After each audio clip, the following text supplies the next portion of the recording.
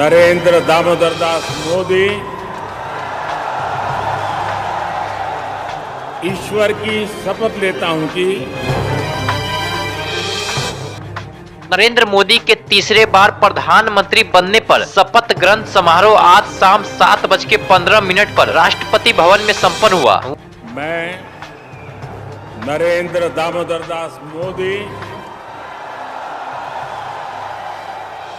ईश्वर की शपथ लेता हूं कि मैं विधि द्वारा स्थापित भारत के संविधान के प्रति सच्ची श्रद्धा और निष्ठा रखूंगा।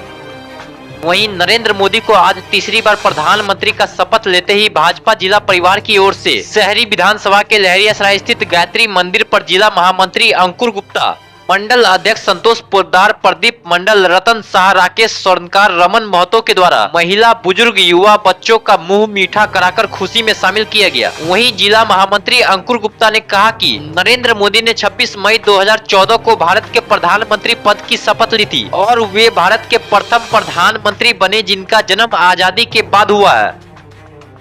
मैं नरेंद्र दामोदर दास मोदी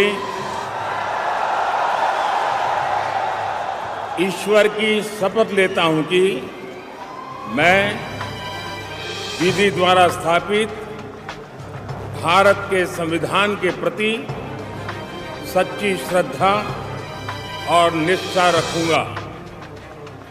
मैं भारत की प्रभुता और अखंडता अक्षुण्ण रखूंगा।